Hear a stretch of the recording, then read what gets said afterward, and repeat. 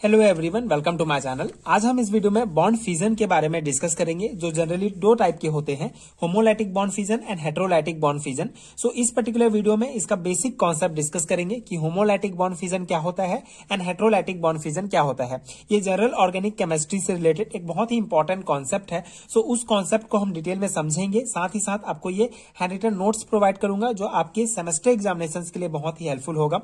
Generally BSc and MSc level के theory examination में पूछा जाता है homolytic and heterolytic bond fusion के बारे में। सो उस अकॉर्डिंग आपको ये नोट्स प्रोवाइड करूंगा जिसको आप डायरेक्टली अपने थ्योरी एग्जामिनेशंस में अप्लाई कर सकते हैं।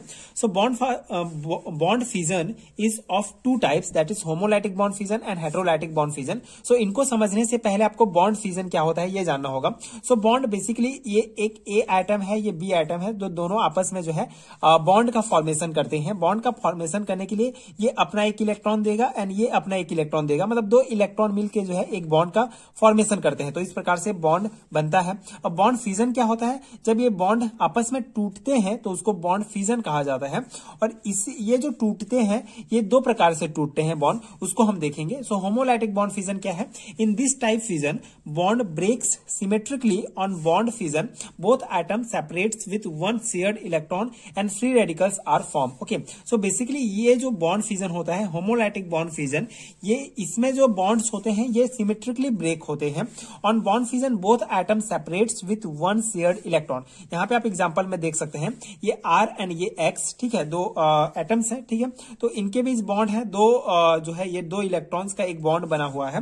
सो इसमें जब होमोलाइटिक बॉन्ड फ्यूजन होगा तो एक इलेक्ट्रॉन जो है इसके पास चले जाएगा, एक इलेक्ट्रॉन जो है आर के पास चले जाएगा, ठीक है, क्योंकि यहाँ पे सिमेट्रिकली बॉन्ड फ्यूजन हुआ है, ठीक है। दो इलेक्ट्रॉन से मिलकर ये बॉन्ड बना है, तो इसमें सिमेट्रिकली बॉन्ड फ्यूजन होगा तो एक इलेक्ट्रॉन इसके पास जाएगा, एक इलेक्ट्रॉन इसके पास जाएगा, तो इसी को होमोलाइटिक बॉन्ड फ्यूजन कहा जाता है, ठीक है। बहुत ही जनरल वे में आपको समझना होगा कि बॉन्ड में दो इलेक्ट्रॉन होते हैं। सो जब होमोलाइटिक बॉन्ड फ्यूजन होता है तो एक एक इलेक्ट्रॉन जो है दोनों एटम्स के पास चले जाते हैं।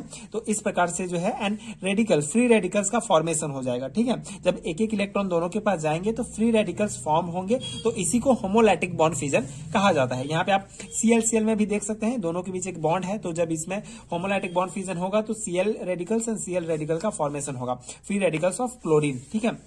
तो इस प्रकार से ये बेसिक डेफिनेशन है होमोलाइटिक फ्यूजन का। अब हम इसके कुछ और इंपॉर्टेंट पॉइंट्स डिस्कस करते हैं। That free radicals have no charge, this are not of ionic nature. Okay, free radicals का कोई चार्ज नहीं होता, इनमें आयन्स नहीं होते, पॉजिटिव नेगेटिव चार्जेस नहीं होते हैं। This are very unstable and reactive and free radicals have one electron of sharing for obtaining stability. Free radicals react rapidly to get electron for sharing. Many reactions mechanism are explain on the basis of free radicals, ठीक है। तो ये free radicals के कुछ important points हैं जो आपको ध्यान रखने हैं। जनरली होमोलाइटिक बॉन्ड फ्यूजन क्या है पूछा जाता है, तो आप ये डेफिनेशन देखिए, एग्जांपल्स लिख सकते हैं।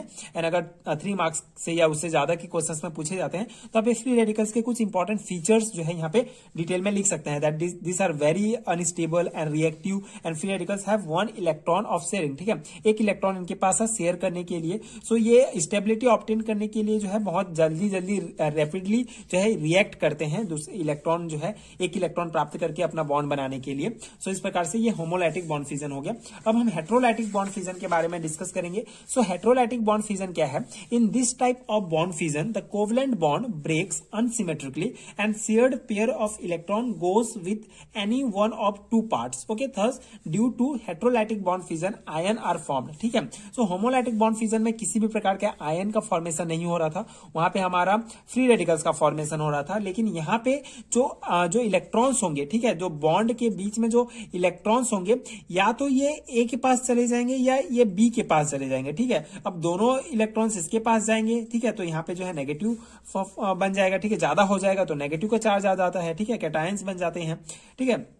कैटायन एंड एनायन का फॉर्मेशन होता है। बेसिकली यहाँ पे जो है आयंस का फॉर्मेशन होता है हेटेरोलाइटिक बॉन्ड फ्यूजन में। तो यहाँ पे एग्जांपल में आप देखेंगे आर एक्स के बीच एक बॉन्ड है, दो इलेक्ट्रॉन्स हैं, तो इनका दो प्रकार से जो है बॉन्ड फ्यूजन हो सकता है।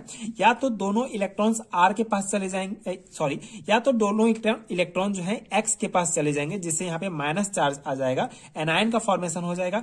या तो दोनों इलेक्ट्रॉन्स आर के पास या तो दोनों इलेक्ट्रॉन आर के पास चले जाएंगे। ठीक है। तो यहाँ पे आप देख सकते हैं दोनों इलेक्ट्रॉन एक्स के पास जाएंगे तो एक्स में एनायन का फॉर्मेशन होगा। जब दोनों मतलब नेगेटिव चार्ज आ जाएगा, जब दोनों इलेक्ट्रॉन मतलब यहाँ पे बॉन्ड बना के दोनों का जो है बॉन्ड आर एंड एक्स जो है ये बॉन्ड बना रहे हैं आपस में, मतलब दोनों का जो है ऑक्टेट जो है कंप्लीट है। लेकिन जब इसका ये पूरा चले जाएगा, ये दोनों इलेक्ट्रॉन्स एक्स के पास ही चले जाएंगे तो इसके पास एक्स्ट्रा हो जाएगा। सो ये एक्स्ट्रा के कारण यहाँ पे नेगेटिव चार्ज आ जाएगा एंड यहाँ पे कमी हो जाएगा। तो कमी होने के कारण यहाँ पे पॉजिटिव चार्ज आ जाएगा, मतलब इसको और आवश्यकता है अपना ऑक्टेट कंप्लीट करने के लिए। तो इस प्रकार से जब बॉन्ड फ्यूजन होता है जिसमें दोनों इलेक्ट्रॉन्स किसी एक एटम्स के पास चले जाते हैं एंड उसमें एनायन या कैटायन का फॉर्मेशन होता है हेट्रोलाइटिक बॉन्ड फ्यूजन के कारण, तो इसी को ही हेट्रोलाइटिक बॉन्ड फ्यूजन कहा जाता है। बेसिकली बहुत ही सिंपल सा कॉन्सेप्ट है हेट्रोलाइटिक बॉन्ड फ्यूजन। जब दोनों इलेक्ट्रॉन्स जो है किसी एक के पास चले जाएंगे, मतलब उसके पास एक्स्ट्रा हो जाएगा और एक के पास कमी हो जाएगा, तो उसी को हेट्रोलाइटिक बॉन्ड फ्यूजन कहा जाता है।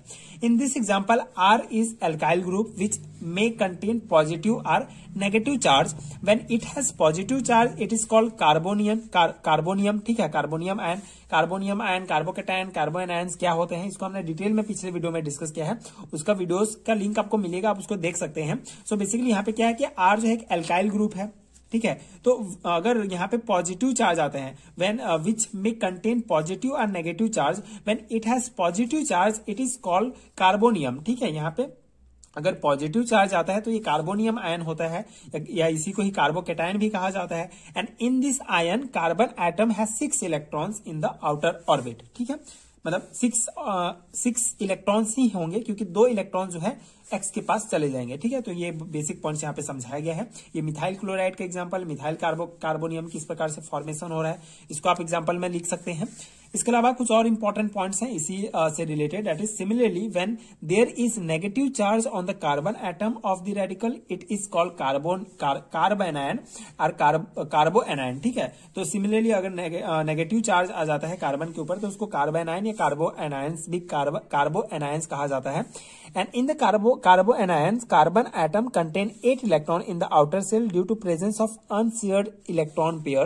Negative charge exists in carbon atoms, and affinity of carb anions ion is toward proton or nucleus, and so it is nucleophilic. Okay, and carbonium ion has affinity towards electron, so it is electrophilic. These ions act as a reaction intermediate in different reactions. Okay, so ये कुछ important points हैं जहां पे आप nucleophilic and electrophilic concept को लिख सकते हैं। जनरली ये टॉपिक्स 2 और 3 मार्क्स के क्वेश्चंस में ही पूछे जाते हैं, सो उस अकॉर्डिंग आप इसको जो है लिख सकते हैं अपने से। अगर ज्यादा मार्क्स के पूछे जाते हैं तो आप ये पॉइंट्स भी यहाँ पे ऐड कर सकते हैं। तो ये था basic concept heterolytic bond fusion and homolytic bond fusion का। आई होप आपको समझ में आया होगा, बहुत ही बेसिक सा कॉन्सेप्ट है, उस अकॉर्डिंग आप इसको याद रख सकते हैं। Homolytic, heterolytic. अगर होमोलाइटिक बॉन्ड फ्यूजन में क्या होता है, अगर 2 बॉन्ड के बीच जो 2 इलेक्ट्रॉन्स होते हैं, दोनों इलेक्ट्रॉन्स अगर एक दोनों में बंट जाते हैं बराबर तो उसको होमोलाइटिक बॉन्ड फ्यूजन कहा जाता है। एंड अगर बंटवारा नहीं होता है, दोनों इलेक्ट्रॉन्स एक के पास चले जाएंगे तो यहाँ पे नेगेटिव चार्ज का फॉर्मेशन हो जाएगा, यहाँ पे पॉजिटिव हो जाएगा, तो उसको हेट्रोलाइटिक बॉन्ड फ्यूजन कहा जाता है। तो ये बहुत ही बेसिक कॉन्सेप्ट है, आपको याद रखने हैं। आई होप आपको समझ में आया होगा एंड ये नोट्स आपके एग्जाम प्रिपरेशन के लिए हेल्पफुल हुए होंगे।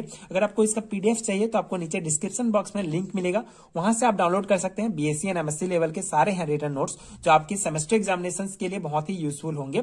सो अगर वीडियो हेल्पफुल रहा होगा तो आगे की वीडियोस देखने के लिए प्लीज चैनल के साथ जुड़े रहिए। प्लीज सपोर्ट कीजिए, like share and subscribe to my channel and thank you so much for watching.